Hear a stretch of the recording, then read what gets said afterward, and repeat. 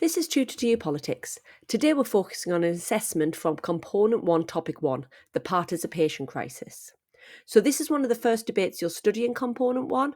It's likely to be whether the UK is or isn't experiencing a participation crisis.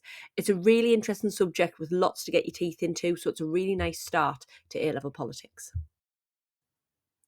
So first, it's worth thinking a little bit about what this topic is. When we talk about a participation crisis, we're considering first whether the UK is seeing declining participation, and second, whether this is something we should worry about. I'm going to start this debate session by considering the evidence for the two sides of the debate, and then we'll think a little bit about what you might do with this. The best way to think of this is definitely in terms of themes.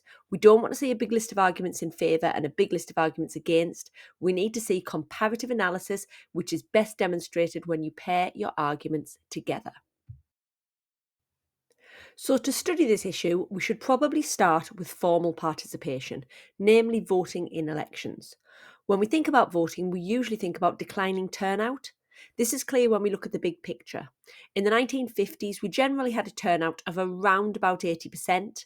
By the 2000s, this had plummeted to typically around 60%, give or take.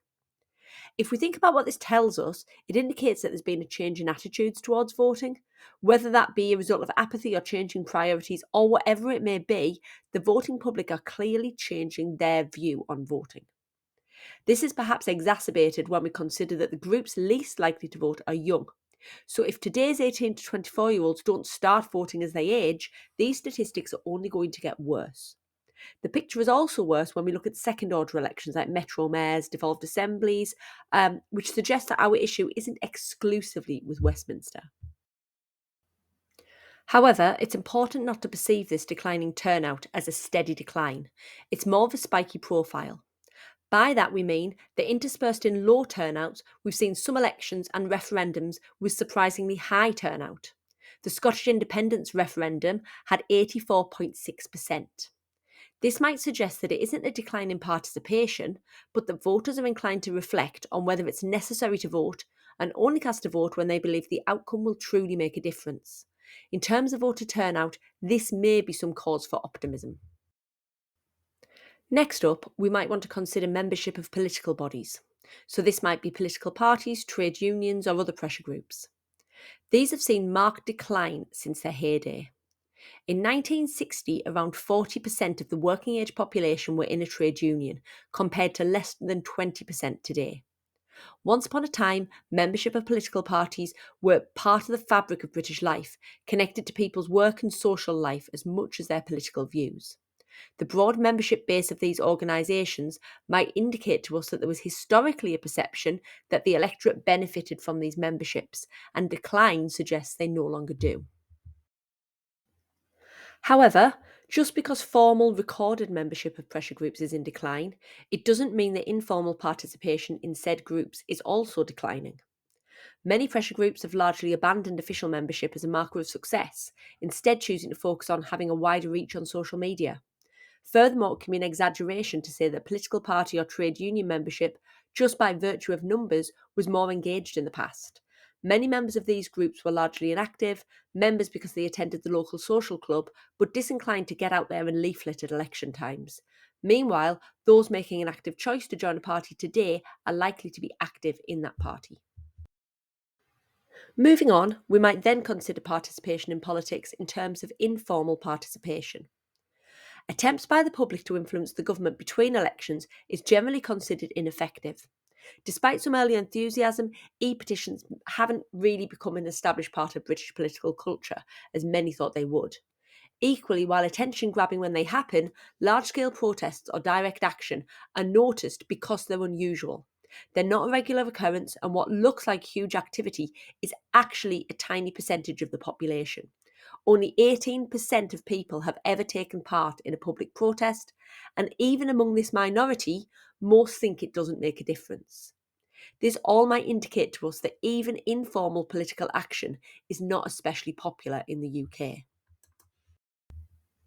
However, by only looking at the big ticket publicity stunts, we neglect to notice the small-scale, everyday acts of political engagement that indicate to us that there is hope for participation yet.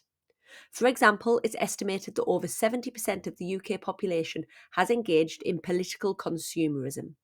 This might be boycotts, deliberately avoiding a company they ethically disagree with, for example, Nestle or Amazon, or boycotts, choosing to buy from certain brands they believe to be more ethical, perhaps those that advocate fair trade. The UK public also are increasingly inclined to use social media to pressure the government to change course. This might not be through formal e-petitions, but could be influential nonetheless. So now we've thought about these paired arguments, we need to give some consideration to how we use this to construct a line of argument. It isn't enough to look at both sides of the argument, you need to consider which side is more convincing. So just to recap, on the one hand, we might say that there is a participation crisis. Turnout is declining, membership is declining, and informal efforts to influence political decision making is minimal. On the other hand, we might say that voter turnout is higher when it matters, historical data on membership of political bodies is misleading, and many citizens are engaged in political activity. It just might not look as we expect it to. So you need to weigh up this evidence to decide which is more convincing. You should be doing it at the end of every paragraph, as well as in your introduction and your conclusion. Finally, for the highest marks, we need to give this response some nuance. As we mentioned at the start, the word crisis is central here, and there are three possible judgments you could reach. We might argue that there's been a decline in political activity and that this is a really big problem. We might say that no amount of boycotting businesses will have the impact that high voter turnout will make. Or that while it's true that mass membership of political parties does not automatically equal mass participation, low numbers of members does make major political parties less reflective of wider society. Perhaps the increase in more divisive party leaders is a consequence of them being chosen by a narrow, ideological section of society. For example, Liz Truss was chosen to be Conservative Party leader by 80,000 people, while over 400,000 chose Blair to be Labour leader almost 30 years earlier. Alternatively, you might want to argue that there isn't a participation crisis, that the UK political scene is changing and the way in which citizens participate is evolving.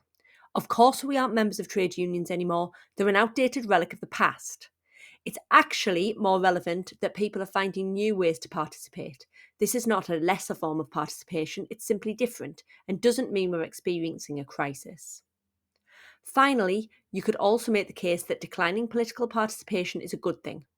For those who look for solutions to supposed crisis, we might end up pushing people with little interest in politics to cast an ill-informed vote out of a misplaced sense of civic duty. The turnout in recent referendums demonstrates that, much like other elements of society, the modern UK population is simply engaging in consumer behaviour, participating when they feel it's necessary and abstaining when they don't. You might suggest the whole concept of political participation is given too much emphasis and isn't something we should worry about as much as we do. We certainly shouldn't see it as a crisis. And that was the assessment focus session on the participation crisis. Maybe try giving that essay a go and see how you get on. Hope you found it helpful and see you next time.